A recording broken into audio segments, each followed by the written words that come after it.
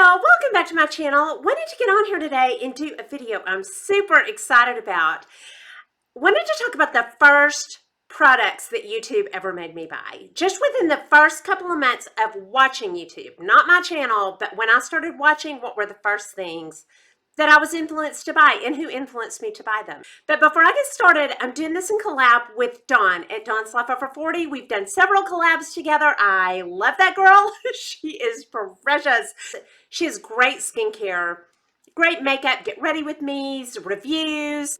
If y'all don't know her, go bless yourself and go over and visit her. You will fall in love. And also, we wanted to make this a tag. We'd like to know what your first purchases were. So I may tag a few people down below, but anybody that wants to do it, feel free to do this tag. I started watching YouTube in August of 2016.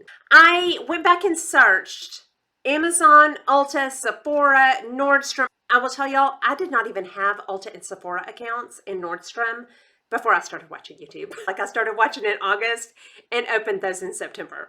I'm going to start with hair and skincare.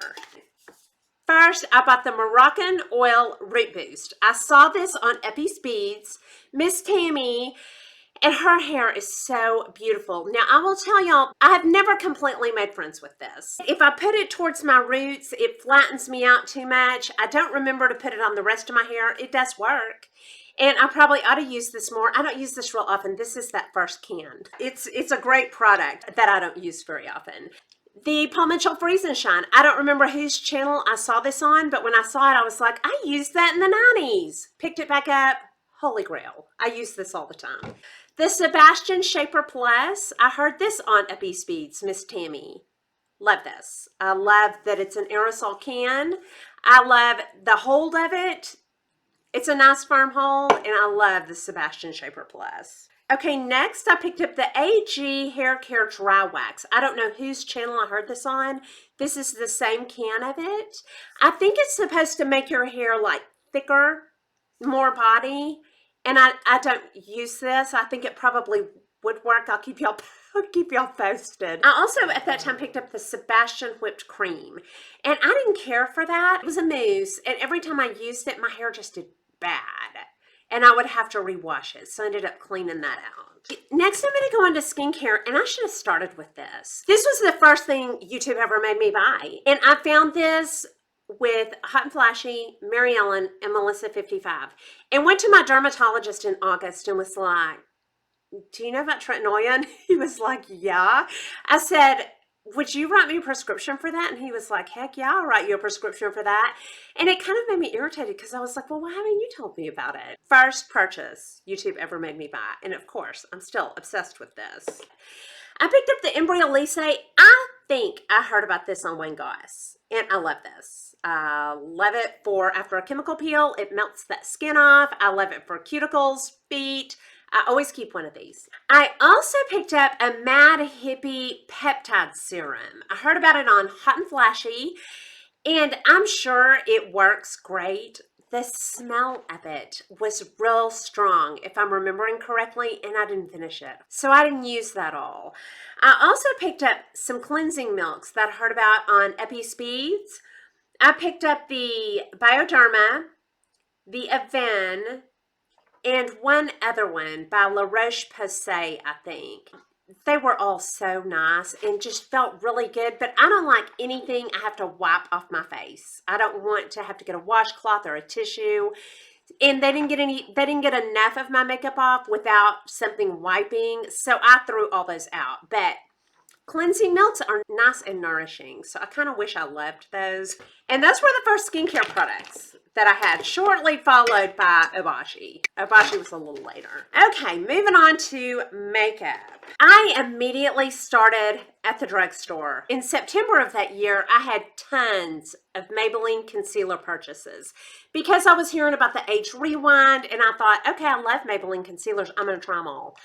So I apparently did. They were all in one shipment. The Age Rewind, this one, the Master Conceal. I had a bunch of them, and I don't use these very much because later I found the Shape Shade. But yeah, I bought a lot of Maybellines. I bought 2 Physician Formula eyeshadow quads, and they were very nice. I will be honest with y'all, those were great eyeshadows that I cleaned out because I never picked them up. because of all my shiny eyeshadow palettes. They just overshadowed it. And those are good eyeshadows. And I kind of wish I had them back because they're just real good neutrals. I also picked up an e.l.f. under eye concealer, and I love that, and I still have it here somewhere. It's tiny. It's excellent.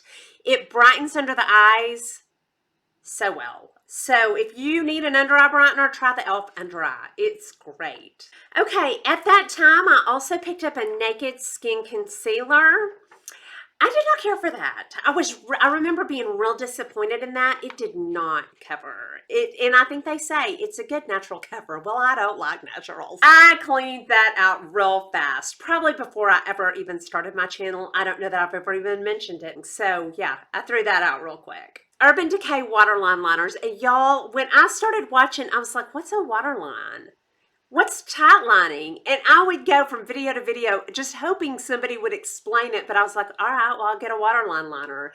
So I got the Urban Decay 24/7s, and I'm still in love with these. I have them in so many colors, and it just makes such a difference. I just, you know, on my waterline, if you don't know where a waterline is, it's just the inner rim of your eye. For anyone who's a rookie like I was, it makes a huge difference in the definition of your eye. Yeah, y'all are probably going, yeah, we knew what a waterline was. So anyway, the Urban Decay 24/7 waterline liners, not the glide-ons. There for a while I was using the glide-ons, and I was like, that's really transfer. Get the waterline liners. I picked up 2 eyeshadow palettes that I don't have anymore. One of them was the Naked Little Mini palette from Urban Decay, and I loved those palettes until some other smaller palettes kind of edged those out, and I cleaned it out or gave it away. Kind of wish I had it back. I liked it. Y'all, I went eyeshadow crazy because I only had one eyeshadow up to that point. And after I found all these palettes, I was like, I'm getting me some eyeshadow, and I really did. I cleaned up on the eyeshadow. One of the first ones I ever bought. Heard about this on JD's channel when she still had a channel. MAC Semi-Sweet x9. This is a current obsession. I'm obsessed with this palette. I keep it in my desk, and I get the best looks with it. It blends out easy, has a nice pigment. It's not too cool or warm. I think that's just pretty neutral. It's got some cools and warms. Somebody correct me. I don't know how to. I love my MAC Semi-Sweet x9. Also picked up the Visearts. I probably heard about these on Wayne Guys. They're nice. They're not that exciting. They're utilitarian. I like to keep them in my desk because anything I need to do, whether it's lighten up a brow bone, darken up a crease, lighten up an eyelid, I can do anything with this. I like having them around. I don't regret the purchase. I don't know if I'll replace them. Okay, I picked up the Coty Airspin. I don't remember whose channel I heard this on, but somebody said the Coty Airspin was a dupe for La Mer. And I was like, I used Coty Airspin in the 90s. So I reordered it and fell in love with it. I've never tried the La Mer, that original formulation, but I love the Coty. It's finely milled, but a nice cover. Blurring, I love it. Also on JD's channel, I discovered the Dr. Jart. It's a sunscreen, and I love this. It's kind of like a primer and a sunscreen to me. It just gives me a really nice base. It's a beautiful sunscreen. My makeup goes on great over it, so I love my Dr. Jart. Okay, during that time, I picked up the Makeup Forever Step 1 Mattifying Primer. This is the same one, and I love it.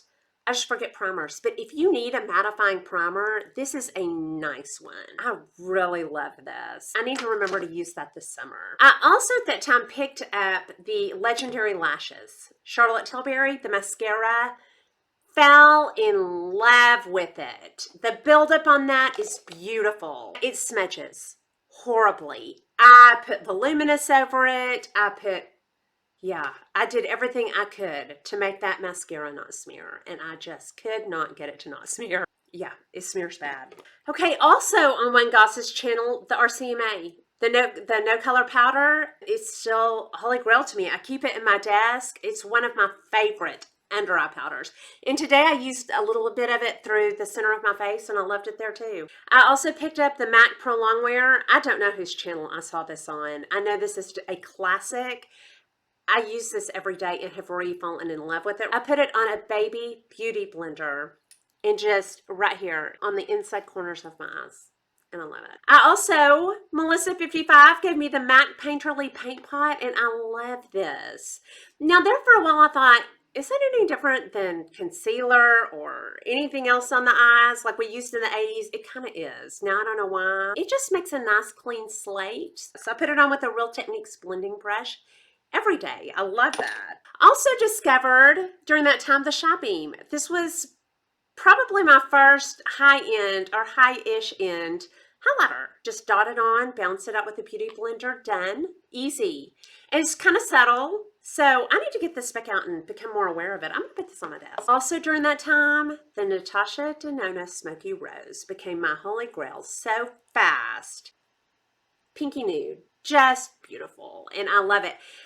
Y'all, that was what, a year and a half ago? I bet I've had about 4 tubes of this, maybe 5, and I have about 3 right now. I love that.